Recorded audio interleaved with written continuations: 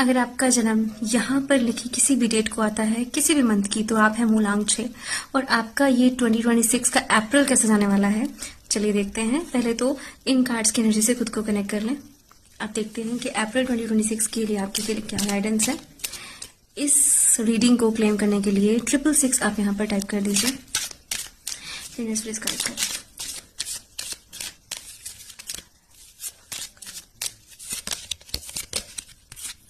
मूलांक 6 आपके लिए यहाँ पर आया है कि आप ना एक ऐसी सिचुएशन में हैं जिसको आप बहुत ज्यादा कंट्रोल करना चाहते हैं।